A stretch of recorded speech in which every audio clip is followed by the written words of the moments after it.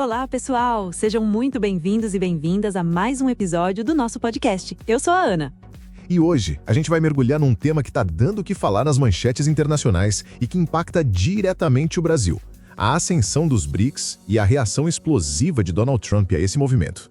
É isso aí, Bruno. A gente lê um texto super interessante que desvenda os porquês dessa tensão e o que de fato os BRICS representam nesse novo cenário geopolítico. Preparem-se para entender o que está rolando nos bastidores da economia global. Ana, para começar, o texto que a gente analisou deixa claro que a recente cúpula dos BRICS no Rio de Janeiro foi um sucesso, certo? E isso surpreendeu muita gente. Exatamente, Bruno. O autor até confessa que tinha receios, mas os resultados foram além das expectativas. E é justamente esse sucesso que, segundo o texto, motivou a reação tão destemperada de Donald Trump.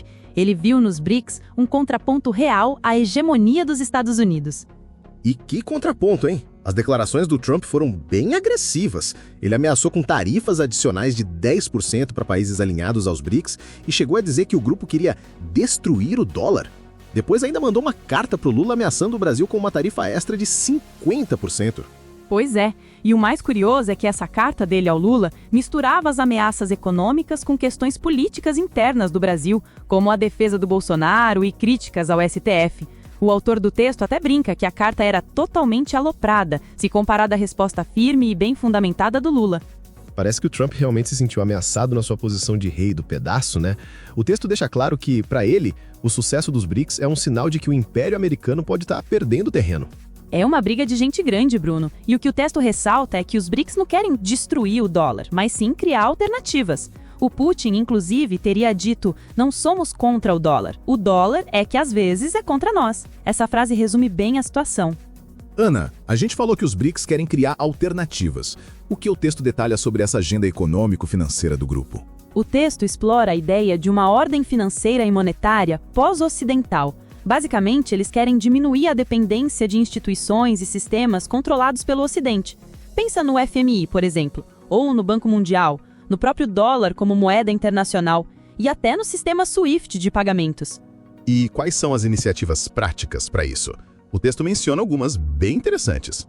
Sim, várias. A principal é o uso crescente de moedas nacionais nas transações entre os países. Imagina que o Brasil quer comprar fertilizantes da China.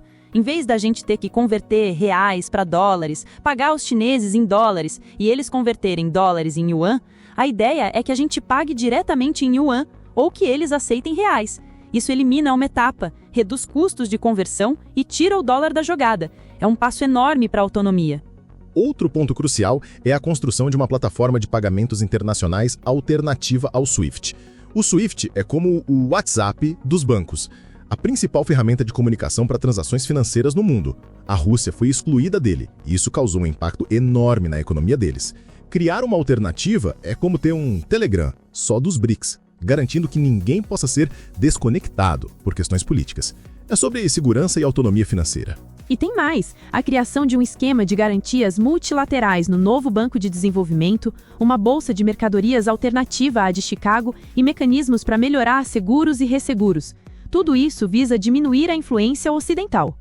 Tudo isso mostra que os BRICS não estão para brincadeira. Eles querem construir um sistema paralelo, que funcione para o sul global, sem ter que passar pela aprovação de Washington. Gente, o assunto é complexo, mas muito importante, né? A gente está tentando desmistificar essa dinâmica global para vocês. Exatamente. E se você está gostando desse papo e quer continuar por dentro desses temas que impactam o nosso dia a dia, não esquece de se inscrever no canal do nosso podcast, dar aquele like no vídeo e compartilhar com todo mundo nas suas redes sociais. A sua ajuda é fundamental para a gente continuar produzindo conteúdo de qualidade. Bruno, o texto também mostra o poder dos BRICS. Afinal, a gente está falando de 10 membros plenos, mas 10 parceiros que juntos somam 50% da população mundial, quase 30% do PIB global e 30% do território do planeta. É um gigante, sem dúvida. Mas o autor também levanta algumas dificuldades internas que impedem o grupo de exercer todo o seu peso. A primeira é o encurtamento da presidência brasileira. A cúpula foi no meio do ano, o que é pouco usual, e pode limitar o tempo de liderança do Brasil. Imagina que o Brasil é o presidente da reunião por um ano.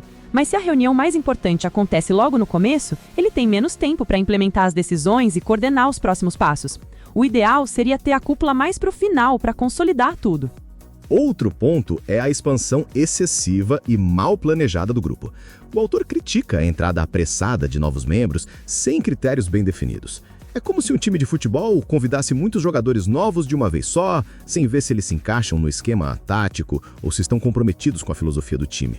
Um grupo maior e mais heterogêneo pode ter dificuldade em tomar decisões e avançar. E a dificuldade que talvez seja a mais importante e persistente, a tradição de decidir por consenso, ou seja, por unanimidade. Isso dá poder de veto a cada país, e quanto maior o grupo, mais difícil fica. A Índia, por exemplo, é citada como um país que usa esse poder para bloquear propostas que possam ir contra interesses dos Estados Unidos. Pensa num grupo de amigos tentando decidir onde jantar. Se todo mundo tem que concordar 100%, é bem provável que ninguém consiga chegar a um consenso. Com 10 países e interesses diferentes, o risco de paralisia é enorme. A Índia, nesse caso, seria o amigo que sempre vetava as sugestões por não querer desagradar um outro amigo mais poderoso. Parece que a solução proposta no texto é permitir que iniciativas sejam levadas adiante por subgrupos dos BRICS, em base voluntária. Isso é essencial para que o grupo não vire um talk shop, um lugar só de discursos e sem decisões práticas. Bruno, o texto também aprofunda nas duas principais ferramentas financeiras dos BRICS, o novo Banco de Desenvolvimento e o Arranjo Contingente de Reservas. Começando pelo novo Banco de Desenvolvimento, ou Banco dos BRICS, ele foi criado para ser uma alternativa ao Banco Mundial. O que o texto destaca como desafio para ele? O novo Banco de Desenvolvimento precisa de mais membros para ser de fato um banco global. E o mais importante, precisa realizar mais operações com moedas nacionais e não só com dólar. A atual presidente do banco, Dilma Rousseff, está tentando aumentar para 30% a participação das moedas dos membros nas operações. O novo Banco de Desenvolvimento é como se fosse um banco de desenvolvimento criado pelos BRICS para financiar projetos nos países do sul global. O ideal é que se o Brasil pega um empréstimo para uma obra, ele receba e pague em reais, ou em outra moeda do BRICS, em vez de sempre depender do dólar. Isso fortalece as moedas locais. E o arranjo contingente de reservas, o texto é um pouco mais crítico com ele, né? Sim, o arranjo contingente de reservas, que foi pensado para ser uma alternativa ao FMI em momentos de crise, avançou bem menos do que o novo Banco de Desenvolvimento. Ele ainda está 100% dependente do dólar e com pouca autonomia em relação ao FMI. O texto critica a resistência dos bancos centrais, incluindo do Brasil, por serem muito conservadores. O arranjo contingente de reservas é como se fosse um seguro mútuo dos BRICS contra crises financeiras. Se um país membro precisa de dinheiro rápido, ele pega do arranjo contingente de reservas em vez de ir ao FMI, que geralmente impõe condições duras. Mas se esse seguro ainda exige que você peça permissão para o FMI e te pague em dólar, ele perde muito do seu propósito de ser uma alternativa independente. O texto sugere que uma unidade de monitoramento macroeconômico seja criada para desvincular o arranjo contingente de reservas do FMI, e até propõe que essa unidade seja no Rio de Janeiro. Isso seria um passo e tanto. Ana, para fechar, fica claro que o autor vê os BRICS como uma força imparável, apesar dos desafios. A gente está vendo o nascimento de uma nova ordem global? Com certeza, Bruno. O texto é enfático em dizer que, queira Trump ou não, os BRICS vão continuar desenvolvendo esse sistema pós-ocidental. E a incompetência e descontrole do Trump só aceleram o declínio do Império Americano. É uma visão bem ousada. O que a gente tira de tudo isso é que o mundo está mudando. A dependência do dólar e das instituições ocidentais está sendo questionada de forma mais forte do que nunca. E os BRICS são a vanguarda desse movimento. E a gente está aqui para te ajudar a entender essas transformações. Foi um prazer mergulhar nesse tema com você, Bruno, e com todos os nossos ouvintes. O prazer foi todo meu, Bruno. E antes da gente se despedir, um lembrete super importante. Se você chegou até aqui, é porque curtiu o conteúdo. Então não perca tempo. Se inscreva no nosso canal, deixe o seu like e compartilhe este episódio com seus amigos e familiares nas suas redes sociais. Isso nos ajuda muito a alcançar mais pessoas e a continuar produzindo conteúdo de qualidade. Isso mesmo! A sua participação é a nossa maior motivação. Um grande abraço a todos e até o próximo episódio.